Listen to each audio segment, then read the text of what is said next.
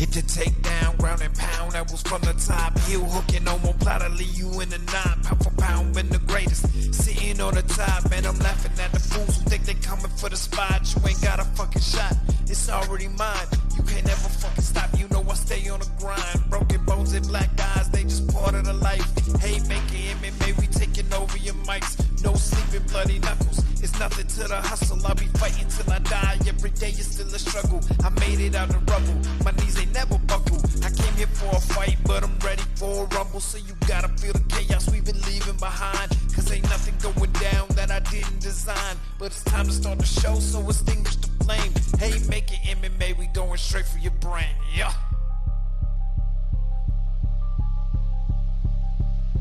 Yes, sir. And we are live. Haymaker MMA, episode 3. I am your host, EJ Reed, along with my co-host, Aaron Admire, Steve Johnson, producer Jay on the ones and twos. Fellas, how you doing? Good. Long Monday, but Monday's over with. Better days ahead. Definitely same way. Still excited after what happened this weekend. We'll talk about that. Yeah. Y'all do anything fun this past weekend? Just watched UFC. That was about it. Well, I spent the whole weekend at the lake fishing and didn't catch shit except a dead fish.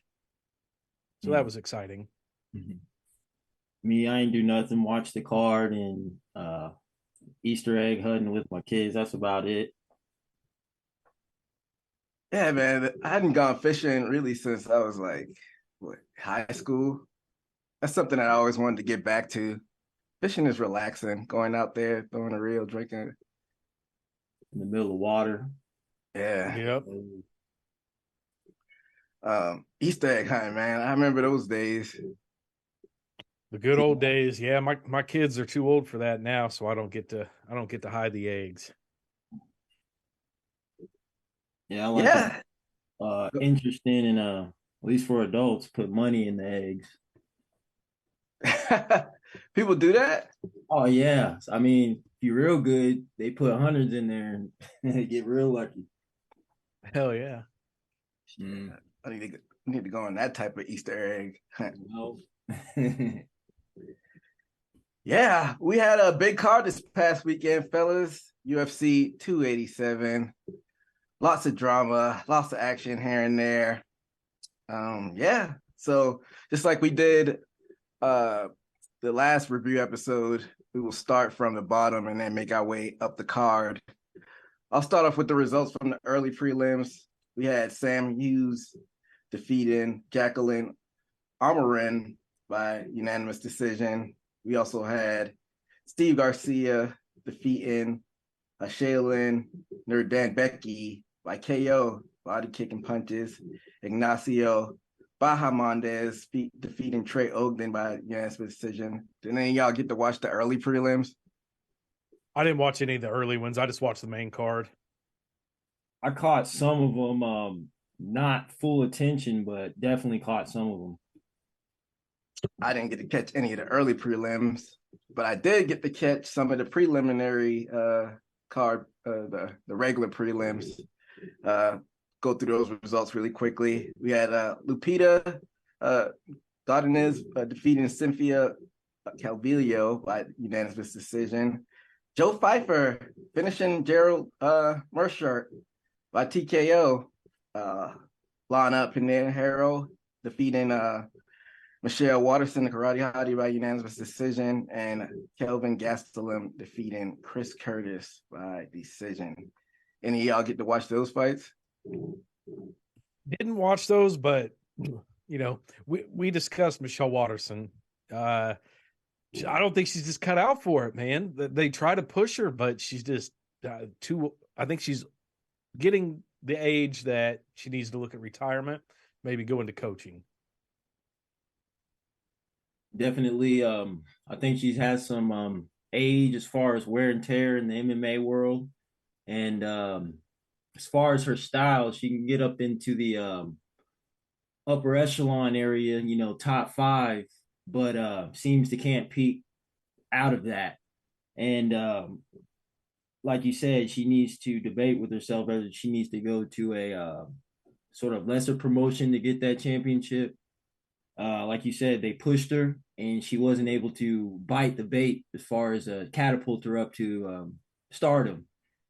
She has it, but just doesn't have the background of execution of wins.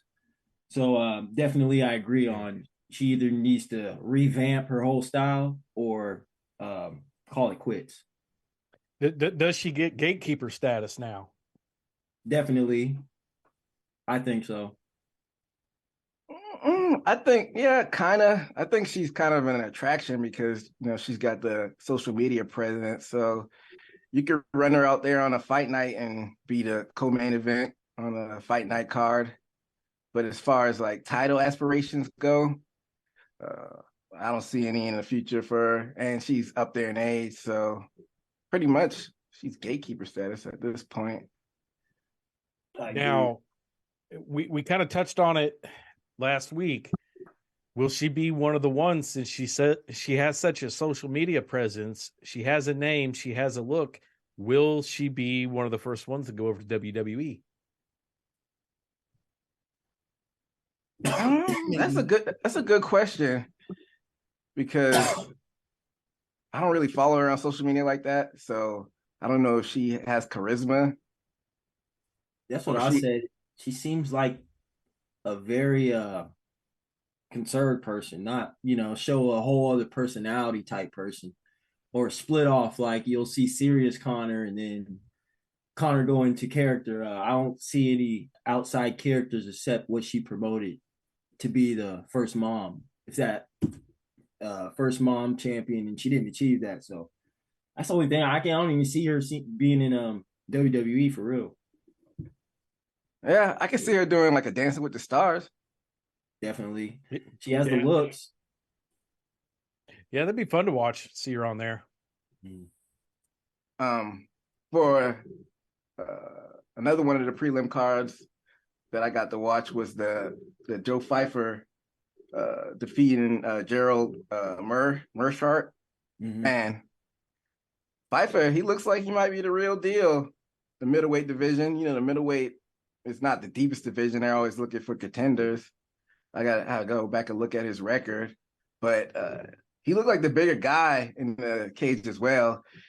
He walked Meerschaert down and hit him with a left in the middle of the first round, was it? Yeah, it was the middle of the first round. He caught him with a left, and Meerschaert just kind of went into the fetal position. He was just laying there, and Pfeiffer finished the job. But the main fight, I don't know if you call it the main event because it was still the prelims. Kevin Gastelum versus Chris Curtis. Y'all say y'all didn't get to watch that. I recommend y'all go back and watch that. I saw glimpses of it because I was back and forth, but like I said, they were going back and forth and banging, getting in there. Man, I don't know about fight of the year candidate, but definitely a fight that people may be talking about at the end of the year about when reflecting on this year's fights. Yeah, it was a back and forth war. Both of them were just throwing haymakers and throwing their kitchen sink at each other. And Gastelum surprisingly looked like the quicker fighter in the fight. He was kind of beating Curtis to the punch, and then that third round they just went all out. Like they were throwing punches that you thought would be fight-ending punches. So I highly recommend everybody go and watch that fight. And now we will make our way to the main card. The curtain jerker of this card was Christian Rodriguez defeating Raul Rosas Jr. Wow. And what did I tell y'all when we were previewing it? Too much too soon for the kid, maybe. It definitely proved what you said. It's way too soon for him. I think the craziest fact from this fight is that Rosas Jr., this fight went 15 minutes to a decision, and he landed 2 strikes. 2 strikes in 15 minutes. That's how one-sided it was. He did land 3 takedowns. I'll give him that. He looked great the first 2 minutes, but after that, I mean, it was just downhill. He looked lost. His age really showed in that. I would say best way I would explain it, and there are anomalies, but I think John Jones even said himself he had vices, even though he's going through to keep level headed personally. Whether it was making an excuse to party so he can that thing right. This dude, very young dude, 18, right? And that's like saying in this MMA world, I know it all, but if you have existence to live a long life, you can't say that you know it all, but you haven't even made it to 30 years old, if that makes sense. So he got in this MMA game, talented, but that's what we do as young people. We were young, we thought we can do it, and we learned a lesson later on. And he got a big humbling lesson to where there's levels to it, and he didn't even peak the top of even a close of a champion, let alone top 5 or even top 10. So he has a lot of learning to do. And we've seen this. Go ahead, Amar. I was just gonna say, and Christian Rodriguez came in there, and I think he took it personal that people were betting against him, and Rosas Jr. was talking so much shit because he came in there and he went to work, man. He looked really good. Christian Rodriguez, I'd like to see him do a big step up in competition next. We've seen a story play out from time and time again. UFC trying to rush some of these younger fighters and these blue chip prospects, quote unquote. Rosas Jr. just got in there with a grown man. Like, you're dealing with people with grown man strength. Yeah. And he hasn't faced like different types of styles since, that's what you'll face when you're going into the UFC. Rosas Jr., he got out grappled. And you know what kind of caused him to fight? When he went for that rear naked choke, he kind of burnt himself out. And from there, you could tell that his gas tank was kind of drained. And Rodriguez pretty much did whatever he wanted after that. Yeah, he ragdolled him after that. I thought it was over when he had that rear naked choke on him. But, I mean, Rodriguez defended it good, did everything that he was supposed to. And then Rodriguez, I think it was, put him in the body triangle after that, and it probably winded him even more. Definitely. So where do you go with Rosas Jr. from here? Because he was talking all that before the fight that he think he could beat Funkmaster Aljamain Sterling at this point. So where do you pit this guy against now that he had tasted his first loss in the UFC? Well, I would say he would have to get somebody, get his feet wet a little bit. I bet you management, because I noticed I'm not even a UFC fan, so I like the sport, so I know what's going on. If they can get Kevin Holland to calm down on talking, which you notice they come like, hey, you need to calm down as far as their humbleness, because he's been getting his butt whooped. I think they're going to talk to him, humble him out, and give him another fight to get on his way, if that makes sense. Yeah. Would you feed him like a jobber? Like a can, so to speak? Definitely. Yeah, just to get his confidence back. Mm. Yeah, too, especially for a young dude, if he's not has the right person and he keeps going not winning, that can be very destructive for a young person to plummet in their talent. As far as we seen Sage Northcutt, I bet you he got discouraged a lot of times in his losses because he figured out the grappling game and realized there was a whole nother level. And I think that just discouraged him, and that's why he even got out the UFC in the first place.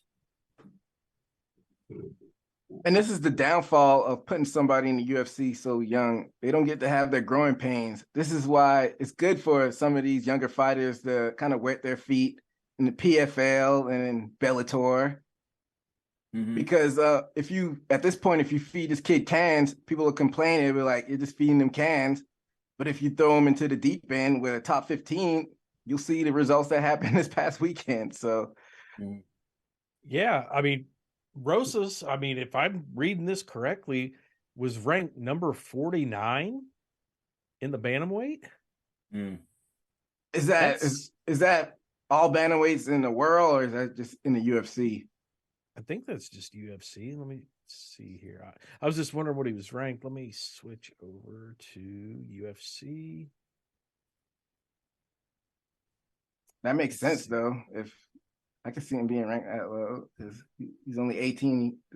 This is only his second fight in the actual UFC, not counting the Contender Series fights. Yeah. Yeah, he's not even in the top 15 on the UFC website. Well, I know his team will definitely go back to the drawing board. He's still a young kid, so he could definitely bounce back. But transitioning from what Steve was talking about earlier, the next fight, Kevin Holland defeating Santiago Ponzinibbio, KO. Nasty. Yeah, it was a nasty knockout. You know, I think it showed last show that I'm a pretty big critic of Kevin Holland, and he came out and he whooped some ass. I mean, he threw almost 200 punches in that fight. It was a good fight to watch. Can y'all fill me in? Because I missed that one. I haven't even seen the highlight. But how did he get his KO? Kevin Holland was pretty much piecing him up. It was in the first round. He hit him with a left hook from hell, and he did a face plant, and he popped right back up. But if the referees didn't come in there, he was going to take more shots. So, well, I don't think it was a bad stoppage. No, it wasn't, because one of the referees, what they teach the referees is there's like 5 different type of knockouts, and if you go get knocked out and fall forward, that's one of the worst ones. They have to, no matter what, have to call that. It's a more devastating knockout, I guess. Yeah, and Holland, he was stringing together combos really well, a lot better than I've seen him earlier. But his output was awesome. Like, he threw almost 200 strikes in, less than 3 rounds. He landed 66 significant strikes. That's pretty heavy compared to Ponzinibbio, who only threw 104 and landed 44. So Holland was definitely a lot busier.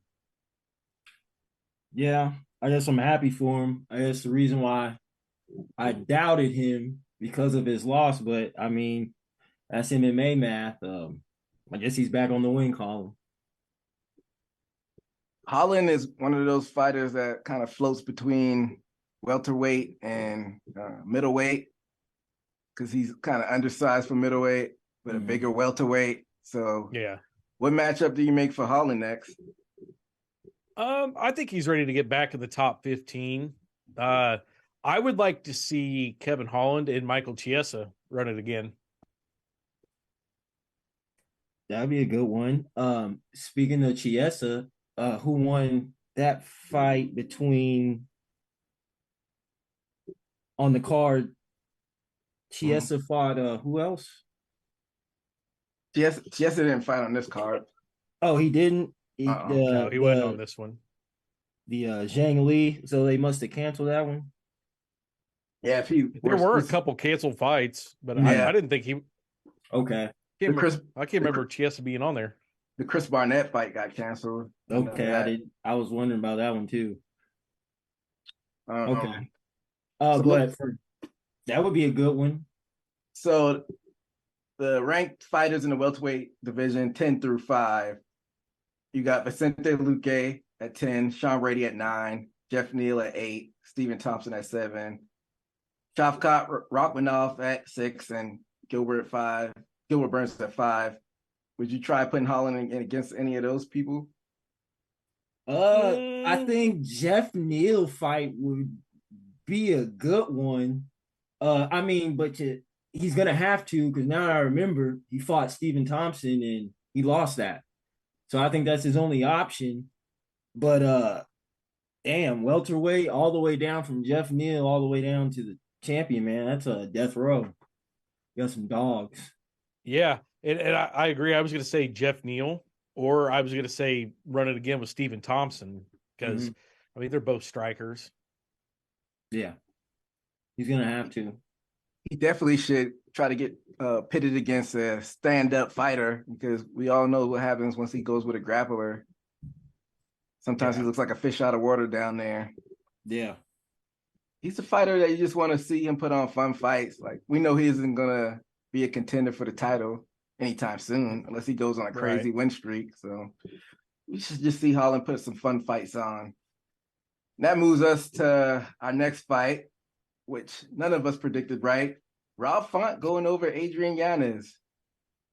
Surprise, surprise. Like they did said, didn't expect it. I thought Adrian Yanez had boxing hands. Very talented boxer, but I didn't expect Rob Font to catch him off guard like that. And it was a nasty knockout too. Yeah, and also that was a wild knockout. Yeah. And what was the controversy while he was yelling? Did y'all figure that out? No. What? He was yelling at him? Yeah, they said either I don't know if he's arguing an early stoppage or at his coaches, something like that was going on. Go ahead, Admire. This is pretty. It was a pretty fast action fight. I mean, first round, it didn't even make it 3 minutes into it, and they had both. Rob Font threw 75 punches. Yanez threw 54. They were getting after it pretty good in the first round. It was cool. Like Steve said, I thought Yanez had better boxing and would have done a lot better on the feet, but Rob Font, I mean, can't ever count him out. It was pretty much a boxing match, to be honest. Font looked good with that. He looked pretty sharp with the jab, and that punch that he caught him to drop him. It was weird looking. It almost looked like an uppercut, but he like came up from like up and under and hit it. So it was a hook, but it looked like an uppercut. Yeah, the way he like came up and under. Mm-hmm. It was nasty. Talking about like the Anthony Johnson and Gustafsson, how he gets under there and gets that uppercut hook looking thing. Yeah. Kind of like that. Made his head pop up and down. Yeah, I know exactly what you're talking about. I don't know where you go with Font from here because he's kind of like a journeyman, kind of like that gatekeeper. Yeah. His last loss was to who? He lost to somebody. But yeah, sure. He's in that gatekeeping status because I think his loss was like entering into the top 5 and he couldn't do it. So Yanez was ranked 12 going into this. Font was down at 6 going in. I don't know if Font gets the boost by beating somebody lower. I don't know. Have Font and Sean O'Malley fought before? That might be fun. Yeah, I don't think they have. That'd be a good fight. You can't make that fight right now. O'Malley's waiting for the winner of Cejudo and Aljamain Sterling. Yeah. What is Dominic Cruz doing right now? Have him and Font faced each other? No. I mean, they still got Cruz in the rankings, so that tells me he's active. But man, I really wish he would retire. He's well past his prime. And yeah, that style is not things have been evolving, and like I said, what Vera did shows that his style got caught up with. So I'm looking at Font's record right now. He faced Cody Garbrandt. I don't see a Dominic Cruz on there. I mean, Dominic Cruz is past his prime, but we put him on such a high level because he was the best bantamweight of all time for a while. But right. if he still wants to fight, I'm not going to knock him. So I think that'd be a fun matchup to make, him versus Rob Font. I'll give him his credit because his injuries and how he came back. That's why I give Dominic Cruz the credit as a champion. He's proved it. We'll see what the matchmakers do in the future for Rob Font and Mr. Yanez. Moving on to the co-main event. Gilbert Burns defeats Jorge Masvidal by decision. This was I think the only fight that I picked right out of the whole card. That is correct. I mean, Masvidal did the right thing by retiring. He's 35-18 now, not a very good record, but it was striking wise, it was a pretty evenly matched fight, but them takedowns, I mean, just everybody knows you can take Masvidal down and he's not going to do much. I think it was 4 landed takedowns and he attempted a couple more. Gilbert Burns looked good. I don't think that beating Masvidal carries the weight that it used to. Do we lose Steve? Yeah, we lost him anyway. Yeah. Go ahead. Actually, let's take a break real quick. We only have a couple minutes left on the Zoom, so let's take a break real quick. I'll send out a new link. All right, we'll be back on Haymaker MMA after this break.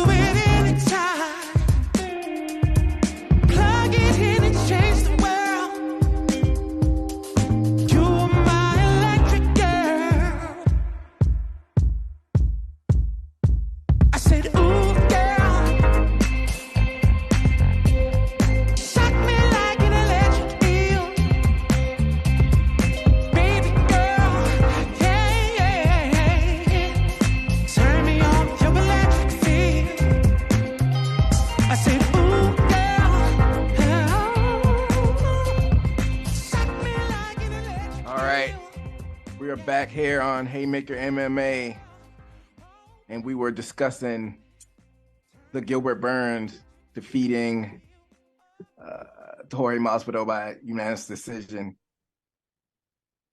You were giving your thoughts, Admire, before we went to break? Yeah. Burns look good, don't get me wrong. But like I mentioned, I don't think beating Masvidal now carries the same weight that it used to.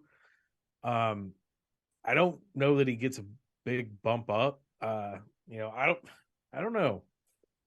Let's see. Burns, ranked 5th? I mean, does he get to go for the title beating Masvidal? Does he get Colby? Does he get Kazmat? Does he get Muhammad? I don't think so. I think Gilbert the best thing for him would be fighting somebody a little bit behind him. I don't know. Steve, what were your thoughts on the fight? Well, the fight, domination, of course. The thing Masvidal always struggled with is a superior wrestler, or a grappler, which Gilbert definitely is. As far as Gilbert and who he should fight, I think they do different strategies for different people going to the root. And I think Gilbert's strategy chose, hey, just sit there, fight off lower people coming in, and then you'll be that person gifted a title shot after the higher up get their fights over with, and he'll get the leftovers of that. And I think that's what's going to happen, just because what's already accumulated, who already fought already. Gilbert fought Kumaru, and I believe he's still in front of him. So there's still some playing out that has to happen. So I think Gilbert's just fighting off these lower peons, you should say.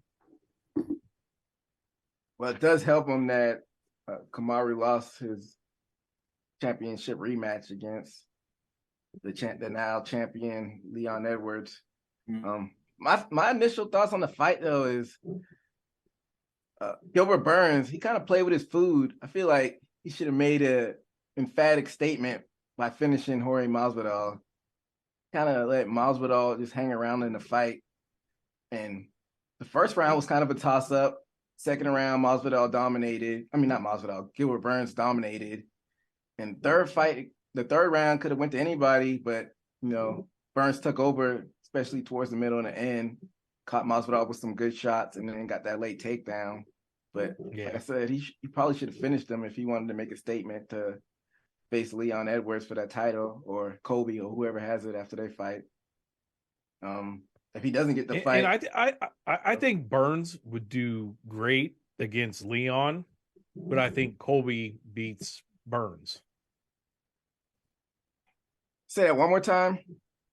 So I think Burns, if they did give him a title shot against Leon, I think he beats Leon. Mm-hmm. But Gilbert Burns is not going to beat Colby if Colby ends up winning the title. So if I was Gilbert Burns, I would be cheering for Leon when Leon and Colby fight. We all know that MMA math is weird sometimes. Has Burns faced Colby yet? I don't think so. I don't think so. I don't think so, but Burns is great on the ground, but Colby has that like GSP thing, heavy wrestling, but can defend against jiu-jitsu really well. So I think if Colby and Burns fought, it would be a strict ground fight. It would be like an old school UFC or GSP match. See, I was thinking the opposite. I was thinking that Burns has really good takedown defense, and it might be a stand-up, kind of like Usman and Kobe's first matchup. And Kobe can get tagged, so that'd be an interesting matchup. I wouldn't mind seeing that. Yeah, I'm sure we will. If we got to wait for the outcome of the title fight, but I think Burns would be smart to kind of sit on the sideline and not pick off some of them people coming up the welterweight ladder. Definitely. And that brings us to our main event. Israel Adesanya defeating Alex Pereira, KO, second round. Talking about statement and talk about overcoming your demons. Israel Adesanya makes the statement by sleeping Alex Pereira. Yeah. I think this puts Izzy in my top 5 pound for pound, and I'll tell you why. Most, champs that lose, we just saw it with Usman. When they lose by a TKO or a knockout, they come in very gun shy. What I liked about what Adesanya did this fight is he was not afraid to take a punch to give one. He took risks, and he just, there was no gun shyness to it. And I think that's what is going to make him great. is not being scared to come back and face something that's beat you, especially their history that they have going against each other multiple times. The ending sequence kind of shows what I'm talking about. Is he was against the fence and he opens himself up and he just chucks that right. You know, he left himself completely open to get smashed, but he decided to throw it, and it was beautiful. And what he did was he hit the same spot twice on the side of the head. This wasn't like a jaw knockout. It was just the side of the head, and it was brutal. And he gets two of them on there. 1, 2, and it just lights out. So that's my take on it. You know what looked kind of weird on that knockout? We have it up on for the Twitch users. He hit him with that hell of a right hook. Alex Pereira stumbled back but didn't fall down initially. He came back up, popped back up, and then he like grazed him with that second right. Yeah. See, with that sequence, I think literally that strike that landed was the strike we would have saw if that he was never knocked out. You know what I'm saying? That kind of leaned with the punch. But I think that punch put his mindset in a way to where the punch you didn't see coming. So I think it's the second one that got him. The first one made him just not see it, stunned him. It was a good shot, but he came back up to where it didn't affect him like he was dazed. Of course, it probably flashed him, but he probably got a flash and he didn't see that second one. And that second one hit him on the button, hit him on the nerve, on the jaw. What I like about Izzy and what he did, sort of like how Demetrius Johnson got his revenge with his knee. Championship things he did, because he put himself in the exact scenario on the fence to show like, hey, that first fight where he lost, let me see how I was supposed to do it. And I was supposed to win in the first place. And he put himself in the exact scenario to put himself in the danger of his vicious left he has. And literally you can see him open his eyes, see the opening, and that sequence happened right there and got him out of there. Amazing champion. Yeah, so that first round was pretty much like a kickboxing match. A lot of leg kicks.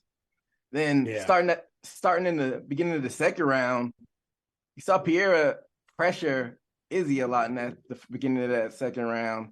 He was getting really aggressive, and then Izzy weathered the storm. And then that closing sequence, like you said, Steve, you were talking about it earlier, Pereira was getting super aggressive, and he pressured him against the fence. And Izzy said he rope-a-doped him a little bit, kind of lulled him to sleep, and then bow with that right hand, caught him with another right, then the left, then the hammer fist. And it was good night, Irene. What do y'all think about Israel's celebration with the darts? Yeah. And not just a celebration, like he's been celebrated. I mean, if you look at his Twitter, he's been posting like the knockout pics and shit like over and over. So I'm happy for him. I'm glad to see that taking an L didn't affect him. He learned from it, came back, did what he was supposed to do. So, hope to see him champ for a long time. I heard that what's his name? Is he Jan? That's light heavyweight that beat him. I heard Jan wants to come down to 185 and try to fight for the belt now. So we might see a Izzy and Jan rematch. Blachowicz? I don't want to see it. I don't want to see that. But I heard that too. Yeah. What do you think? Oh, before we get into that, let's talk about how Israel's the king of petty. You saw how Pereira's kid 5 years ago, he made fun of Izzy going to sleep when Pierre knocked him out, and Izzy pointed to his son in the crowd and did the same thing back to him. Oh, yeah. I mean, shit like that, that's funny, man. To me, that's not cocky. That's just a little payback. Yeah, but it's a 5-year-old kid, though. Oh well, you know, yeah, kid laughs at you for tripping and falling. You're gonna laugh when that kid trips and falls. Right, fuck that kid. Hey, I take it as a big joke and a big story he can tell when he gets older, you know what I'm saying, or remember and tell his kids. That's how I look at it. And probably a life lesson as a kid. If you're willing to do something, you can't tell the future. You might come up and you're gonna get you the same way how the universe works. So he got a little taste of that. Yep. Like my favorite rapper Skilo says, at the top of the stairs, the same people you pass on your way up, it's the same people you're gonna pass on your way down. So be careful who you shit on. Mm-hmm. Definitely. I was just trying to play devil advocate. I thought it was funny. Hell yeah. So, where do we go with these two fighters now that the smoke is kind of settled and the dust is cleared? For Alex, I don't know. He's already beat Sean Strickland, but he hasn't beat a lot of people in the top 10. Has he fought Derek Brunson? I'd like to see that. Israel Adesanya or Pereira? Pereira. I want to see Pereira fight Derek Brunson. See, that's the thing. They basically brought him in the UFC just to fight Adesanya. He's only had like 2 other fights besides this Adesanya fight. He fought Sean Strickland and can't remember the first guy he fought. Steve, you might know. Bruno Silva. There we go. Yeah, and that was actually a good fight. That was a decision. So he got hot shotted to the title. And where do you go? It's like only nowhere but down from here, though. And he hasn't been tested against wrestlers really. So I don't know what you do with Pierre at this point. I think to the company, he's disposable now. Unless he puts on amazing shows, your purpose is done. And like you said, it was usually people cross over. They don't do well, and he lucky he got 2 or 3 wins to say, okay, woo, you need to fight. The story's made, and they don't need it anymore. I don't think. Man, that kind of gives me the idea that the UFC could release him. I'd like to see him over in Bellator. That'd be fun over there. Yeah, he might. He'd probably do pretty good. Yoel Romero and Pietro. Oh man, that would be fun. He was just your UFC champion. I don't think we should rush to get him out of the organization this quickly. They said he wants to go up to 205. Any good matchups for him at light heavyweight? I think he would get a lot of wins. I gotta think who's on the top 5 of light heavy. And that's why I have the rankings right in front of me. I could tell you. We have Yuri Prohaska at number 1, Magomed Ankalaev at 2, Jan Blachowicz at 3, Alexander Rakic at 4, Anthony Smith at 5. You know whose name on that list I'd like to see him move up and fight? Who's that? Man, Dominic Reyes. I think Dominic Reyes would be a fun fight with him. A first start off fight, definitely, if he's going up. I would like that. Honestly, I would like to see Ziri and Piera. Ooh, that would be a fun. That would be nasty. That'd be a fun matchup for all the people who love watching striking. Both of them are creative on the feet. So I wouldn't be mad at that matchup. But I'm kind of leaning towards what Admire says. If you go up to 205, he needs to test the waters a little bit, go against Reyes. We know Reyes is really chinny right now. Mm-hmm. So if he wants to get an easy knockout, go after Reyes. Yeah. But that brings us to what's up for Adesanya next. He says he doesn't want to fight Pierre again. I think you should still keep that in your back pocket for a third fight somewhere down the line. I don't think it should be an immediate rematch. Mm-hmm. But if not Pierre, who does Adesanya face next? I think Paulo Costa's been barking for a title shot. He ain't been winning though, has he? Yeah. Yeah. Let me pull up his record here. And you could do rematches, but I stay away from that just because Adesanya beat him so handily last time. Mm-hmm. Said he looked like but inflated. Costa's Ricky a good Martin. fighter, though. I think Costa. He's got a fight coming. He's very good at changing his game.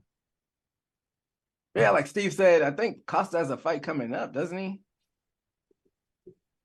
I think he does. He's fighting, and I think it's a good fight too. I just can't think of it right now. Is he going against Bobby Whitaker? That was the fight that was supposed to happen. I don't know if he got canceled. I think something happened. There was a contract dispute or something, and it was off. But I think he got it resolved though. I think he got his contract resolved, so he feels happier about it. Because for a minute he was complaining about his contract and not getting it.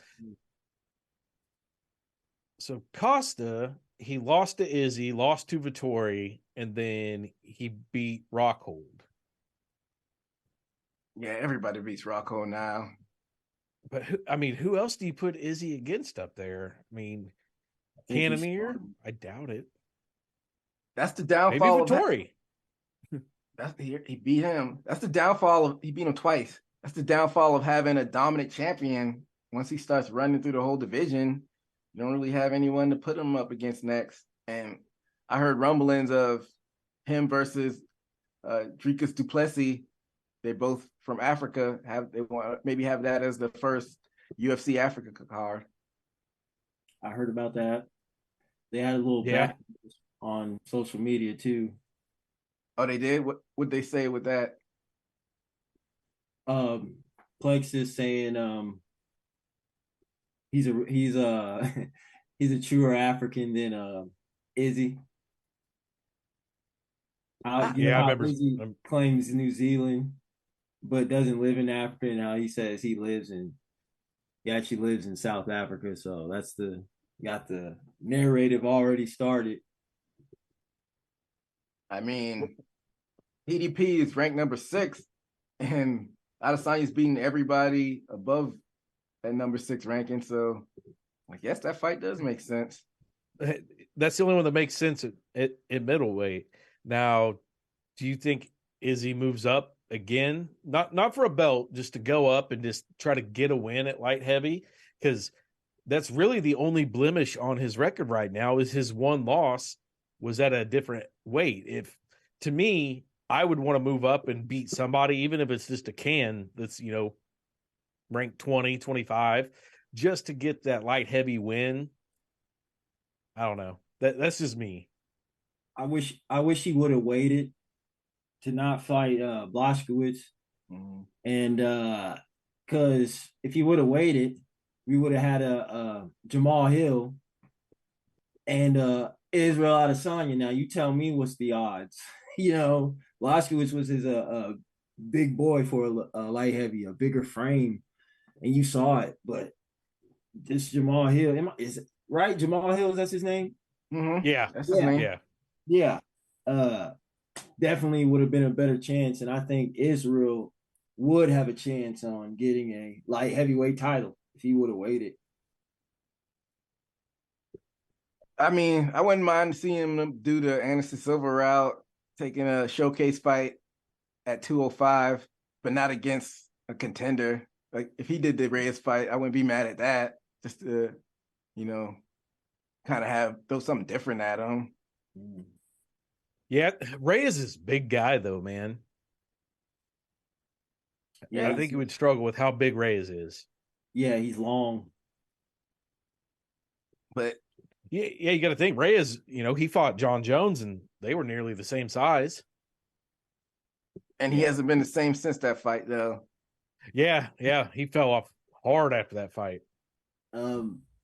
Getting knocked out by although he's been working on his craft, Ryan Spann, man, I don't know what to tell. Ryan Spann, that's a tough one. He's got hands. I wonder if Izzy could cut down and do like a 177.5 catch weight. He's a skinny dude. He barely made light heavyweight. I don't know. Because him and Holland kind of are the same frame-ish. Yeah. And Holland gets down to 170. I'm just trying to think outside of the box because, like you said, there's only one person, that's ranked high enough to fight him that he hasn't fought and, destroyed. The Vittori, he didn't finish Vittori, so, but they already faced each other twice, so I don't see them going back to the third time. Right. That's a hard one. He beat Whitaker twice. But the second fight was more competitive. He didn't finish Whitaker that second fight, so maybe they go back to that, but I don't want to see that. I could see the UFC doing something just completely stupid with this too. Izzy's coming out of that fight, not really banged up. He could be ready by UFC 300, and they bring in like a Nick Diaz or something, just to put him against, just to get a big name on the card. They do stupid stuff. Oh, my bad, Steve. Go ahead. I think if anything, since all down that middleweight line, his best bet is going to 205 and challenging the champion up there if Dana White lets him. UFC's done some stupid stuff, but I don't see them doing something as stupid as giving Nick Diaz a title shot. That's a reach. I would think. I bet they wouldn't do a title shot, but they would do probably like a 190 catch weight. Wow. Why would they be so harsh and get Nick Diaz murdered like that? Yeah. Just because he's a draw, they always go big on them, every 100 cards. So they've got to do something. They burned John Jones, a month ago. Izzy's gone. Usman's gone. They got to start building on a big card for 300, and I could see them doing some sideshow shit like that. I don't know. UFC has a problem right now with matchmaking for Adesanya, so that's what they paid him for, to make matchups. So we'll see how it shakes out. I can see him coming back for the August card because he didn't really take damage like that from what I could tell. August or September, We'll probably see Izzy back, so they have some time. But we will take one more break, and then we will finish off the show here on Haymaker MMA.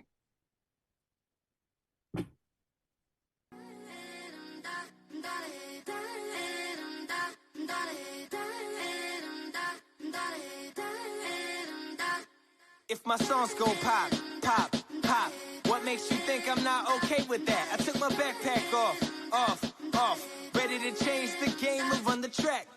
Y'all thinking I'ma fall off? I'm Thomas the Engine. 2 seconds, you get your rocks off. That's why they said you're all soft. So I paint over the scene like I'm Bob Ross. I got weed songs, if you smoke good. I got P songs, if you ain't so hood. That you can't kick it, get it, have a party. Oh shit, homie, don't hurt nobody. Let your knees drop while the beat rock. Need my scheme seem something like P-Rock. You gotta hit the G-spot. Life's too short like an Ewok. Live it, let your nerves shake while the earthquake. Do the bird like it's purple rain. Now say something stupid about girls and drinks and slur your words and sip on Chardonnay. Now roll some up. What you waiting for? Roll some up. Eyes low if you roll like us. So when I say so, everybody jump, jump.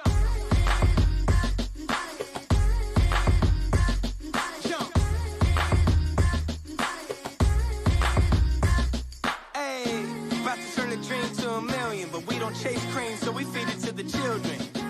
Paint new faces on the canvas as I write classic poems like Sanskrit. Epic, 3 letters, don't forget it. Pronounce soul, but I got soul in excess. The next best to the best, but the best ain't rain yet.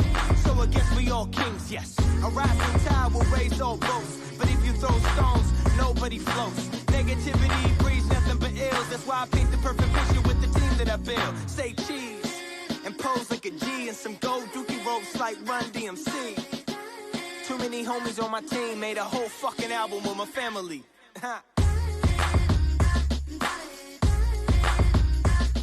Yeah.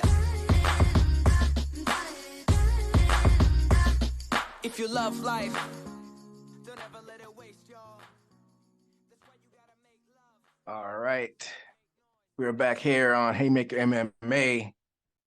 And one story that I didn't get to from the preview show is apparently UFC debuted some new gloves at this past weekend's event. It's a similar design that many of the other MMA gloves have utilized to keep fighters' fingers from resting outstretched. They often end up in opponents' eyes. So right now we have a video up of Gilbert Burns demonstrating the new gloves. What do y'all guys think? I don't think there was one eye poke this weekend. Y'all think this will actually help from preventing fighters from poking other fighters in the eye? John Jones is going to hate those. I mean, he does get a lot of eye pokes because that's his style. He keeps his hands out. I don't know. I want to get a pair of them just to see, because it showed his hands kind of curved, but I want to know how much resistance there is. Is there a way to go back? Because it can't be that solid, because then it would be like a punching advantage and hitting somebody with something hard. So I want to get a hold of them, or I want to see some of them dissected to see what's in them. I think it may help. I think you'll still be able to extend your hand, but I think it would encourage your hands to curl up, which probably would help. But I think it's always going to be a old problem that's still going to be there. And I think that's why we have the rules. It's either that you take a point and take it very seriously, a point or two, maybe people will stop, or you're just going to have to change the way fighting's going to be if you try to revolutionize the glove anymore, I think. I think it's going to help somewhat, but at the end of the day, if, like you said, depending on how much resistance it is, you still could reach your fingers out and poke somebody in the eye. And one thing me and Steve were talking about last week is it probably is not possible to do, but why not design a glove where your fingers are covered up with the leather? Yeah, I mean, similar to a boxing glove. Why not make a mini boxing glove? Yeah, like have your fingers have leather over each finger, because they can't be together like a boxing glove, because you still got to grapple. Right. I mean, it'd be kind of hot, but if you had like something on the tips of them, it would prevent like eye pokes. True. But I think that would change the whole jiu-jitsu game. Not having full dexterity in your fingers. I mean, for real, you couldn't even grip. You would have to kind of paw at a submission if you get what I'm saying. But you got to weigh the good with the bad. You get rid of eye pokes if you go with a boxing style glove, but then you also get rid of fence grabs and shit like that. True. I think it's more of a medical issue, because man, what was one of the worst ones? Anthony Johnson, or I've seen a few of them to where the finger can get deep in there, and God forbid, I mean, Michael Bisping didn't even get poked in the eye and lost an eye. So that's MMA math right there, right? Yeah. Think about somebody poking their fingers like straight at the eye. I mean, I think that's more concerns of the fighter, why that law is being taken so seriously as far as the rule. I'm sure they have studies and scientists that have looked into it, so it's probably something that has been researched on why they can't do it, but I don't know. I think it would be interesting to see gloves, like you said, more of a boxing style, like I might have said, to prevent those eye pokes. Definitely. But I'm sure they're going to keep statistics on this new glove to see if the eye pokes go down now that they start to use them. Like Amai said, he doesn't remember seeing any eye pokes this weekend. So that's something that we'll keep an eye on going forward. But now we'll get into something that we'll be implementing on the post-fight shows.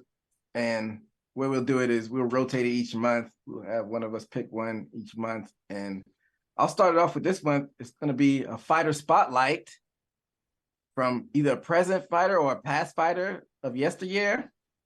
And my fighter spotlight of this week is Mr. Ken Shamrock, the world's most dangerous man. With his record was 47. Well, it was 28-17, which is not that great, with 2 draws. What are y'all's memory of Ken Shamrock? I mean, the first thing I instantly think of is his beef with Tito Ortiz. They went back and forth so many times, just arguing, put on some great press conferences. If I remember correctly, they fought 2 or 3 times. One of the first times they fought, it was so bad that Dana White just like said right after the fight, he's like, they're doing a rematch. That was just a shit fight. Shamrock got dominated quite badly by Tito Ortiz. One of the rare times where you have 3 fights and the fighter loses all 3. Ken Shamrock. All 3 by TKO. Steve, what are your memories of Ken Shamrock? Well, my memories of Ken Shamrock never saw to me as a significant fighter I would like, but if it brings any retrospect, I remember he was still, or that time they were still keeping that air or in the air as far as the Cobra Kai against another school, right? I think he was part of the Lions Den. Mm-hmm. Yeah, he was Lions Den.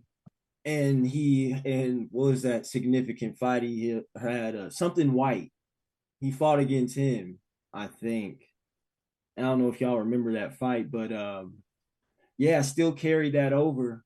And that's one of the rare things I still don't think you see today.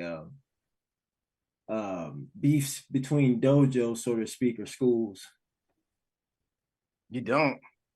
You had most recently maybe Black Zillions versus Greg Jackson, maybe. I don't about it, but it wasn't like it was back in the day because Tito Ortiz was running through like all of the Lions 10 fighters at one point, wasn't he? Yeah. I'm looking through Ken Shamrock's record here. It's not good. Most recently, in 2016, he lost to Hoist Gracie. Before that, he lost to Kimbo, which Kimbo, not known as a real fighter. He lost to Pedro Rizzo, and then you're getting into the Tito Ortiz stuff. I was looking through his wins. The biggest wins I can see on his record, he beat Kimmo. If anybody remembers who Kimmo was, he was a big Pride fighter. He beat Dan Severn, and he beat Boss Rutan twice. So not a lot of big wins on Ken Shamrock's record. He also had a draw with Hoist Gracie. That's true. That was that their when they were older? No, this was April 7th of 1995. Oh, okay. You're talking the older fights. And it was a draw due to lack of judges, whatever that means. I never heard of that one. Yeah, UFC was kind of shady back in those days. No rules, no gloves, no judges. Just I think most people would consider Horace Gracie the greatest fighter back then. Like when you think of UFC, you think of Horace Gracie because he beat anybody at different weights back when they didn't have weight classes. But I think Ken Shamrock may have been the first crossover star of like early UFC because he crossed over to what most people know him for, the WWF at the time. And that's back when WWF was mainstream. Everybody was watching back then. And he was one of the first WWF matches that I remember seeing like a submission. You know, he came in doing them ankle locks and shit. Yeah. So I think that's his legacy stays at being like the first crossover star at that time. And now that I think about it, Frank Shamrock, his quote unquote brother, was the better fighter, if you think about it. Yeah, Frank Shamrock, he was a decent fighter. He was one of those guys that, you know, wanted too much money and he kind of ended his career a little too early. But also with Ken Shamrock, he was the first super fight champion, so he always has that under his resume as well. So now we'll move on to the clip of the week. If you want to, and I'll let you explain this clip of the week. This is your clip of the week, Admire, or clip of the month. Yeah, so it's two guys without arms. Both of them have 0 arms, and they are doing an MMA fight. So lots of kicking in this fight. You know, everybody's initial reaction to this is to laugh. You know, it looks goofy, but, you know, I'm glad that, one, these guys were able to find another person with, you know, the same disadvantage. So it's an equal fight. And, you know, it's being inclusive of them. They still do MMA, even though they don't have arms. Like, that's wild to me. I thought it was cooler than it was funny. But yeah. For the people looking at it on Twitch, both of the guys don't have arms. And is it an MMA fight? Yeah, but it's really all they can do. I mean, they just have legs. So if you've gone your life without arms, you're good with your legs. Imagine the muscle and the accuracy they have in those kicks. Man. So we're looking at it now. Yeah, they're both just throwing knees. Knees too. I would say definitely a good clip to show that don't let nothing hold you back. But considering the sport they're in, I would consider Taekwondo than MMA because this is what I'm seeing. Just kicks. Yeah, I mean, imagine the punishment they take, you know, to the mid body from all those kicks. That's wild. Yeah, they couldn't defend it either. For real. Yeah. I mean, their only option is to check a kick, and you know, you don't have the backup of your arms catching you if you check a kick and fall. You know, you're going over, and then I'm going to follow up with this and kind of watch where this goes. Imagine if one of them did get swept to the ground. The other one's only choice is to kick their body while they're down. That would be brutal. Definitely. Yeah. But besides decision, I guess your only means to victory is flying knee or head kick, basically, or kick to the liver, maybe. Yeah. Bring back the liver kick. So I'll post the link to that clip so for all the people listening on podcast can look at it later. And that moves us to this week in fight history. We're going back, wow, this is 4 years ago now, to UFC 236, Holloway versus Poirier 2. That kind of ties in with this fight this weekend because we have Mr. Holloway returning for UFC Kansas City this weekend. This fight took place, Holloway versus Poirier 2 took place April 13th of 2019 in Atlanta, Georgia. We had Dustin Poirier defeating Max Holloway by unanimous decision. Any of y'all remember this fight? I do remember this fight. Max Holloway looked pretty bulletproof up until that point. This is where Poirier really surprised me. And I followed Poirier's whole career, and he would always make it up to the top and then lose one. You know, a lot of people thought his chin was gone, and this was his climb back up, and he looked great against Holloway. Holloway just was above and beyond the rest at that point in time. I don't know if Holloway kind of got relaxed. I know that was around the time that like Den of Thieves, the movie, came out, and he started dipping into some acting around that time. I don't know if that played a part, but Max hasn't seemed like the same fighter really since. I can't remember. Did he go back down to featherweight to defend? Yeah, because he was the champion at that time. He may have lost the title that next fight, so you may be right that he may have not been the same after that fight. Let's take a look. Max Holloway. Yeah. Let's see.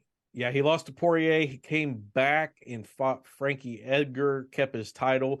Then after that, he lost it. He lost back-to-back to Volkanovski. And then he got a third fight with Volkanovski most recently and lost that as well. That's another case of 3 fights, all 3 losses. Any memories from the Holloway Poirier 2 matchup, Steve? Definitely. I saw that fight.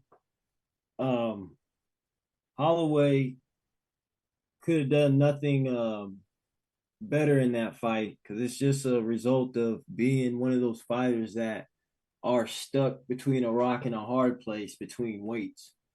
He went up, and Poirier looked significantly wider as far as the body.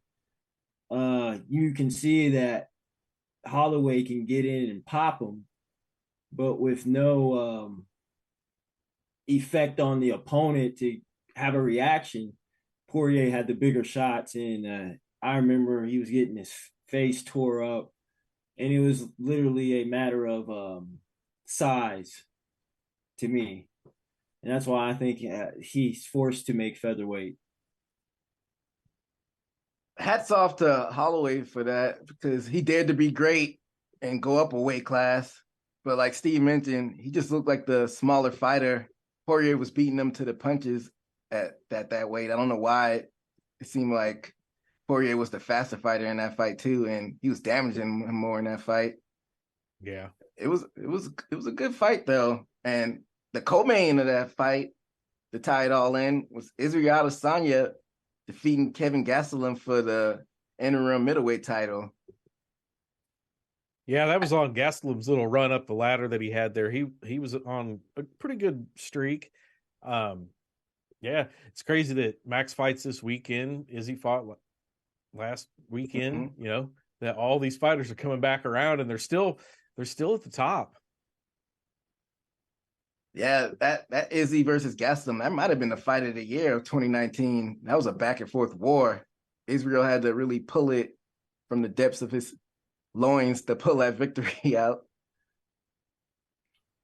Yeah, I think that fight also exposes when Gaslam knows he has a opponent that can hurt him, or it kind of only makes him wake up, which happened to this fight this weekend that happened. Like I said, I remember Izzy fought him, and I think that's the most, besides his knockout, he's been damaged. He had a pretty big fat lip that night. So as far as Israel, so Gaslam, yeah, I remember that moment. All right, so we're going to wrap it up in a little bit, but going back to keeping record of the predictions, because we're going to be keeping up with them for the year. Admire was 1-4 for the night.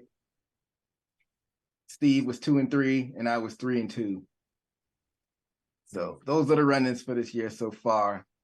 And 2 weeks ago when we did a show, we did the fight of the month. So since it hasn't been quite a month yet, we'll do fight of the night picks. What's your fight of the night, Admire, from this past weekend?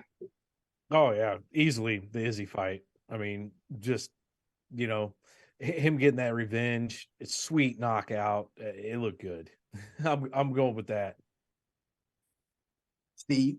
I would have to say the same thing. It's actually going to be put down in UFC history, or at least middleweight history, as far as how he attained that revenge Saturday night. I'm gonna go with the Gastelum and Curtis fight. That was a banger. Like I said, for anyone listening, go back and watch that fight. It was a back and forth war. Yeah, I'm gonna go back and find it. Both guys left it all in the cage. Mhm. Before we wrap it up, any last words from you, Admire, or you, Steve? Nothing for me. It was fun. Ready for the next card. I guess the next card would be UFC 288. It's going to be Aljamain versus Henry Cejudo. I'm actually looking. Are you going to go UFC Kansas City, EJ? I know I'm thinking about it. What say you, Steve? Kansas City this weekend. Would I be going? Yeah. Probably, most likely not. No, I'll probably be watching. Well, I was really asking who's that card. It's Holloway. Okay, Holloway. That's right. In the main event versus, let me pull it up really quickly. I was just looking at it earlier.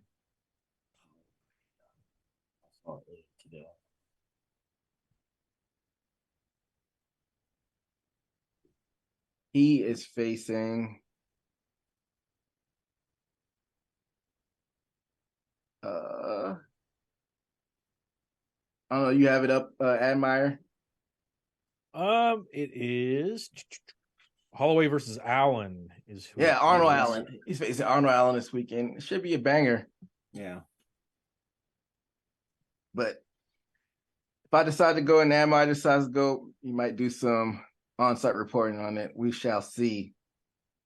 But that'll wrap it up for us this week. And we'll be back for y'all next month previewing and reviewing UFC 288. Funkmaster Aljamain Sterling. And until next time, for Haymaker MMA, deuces.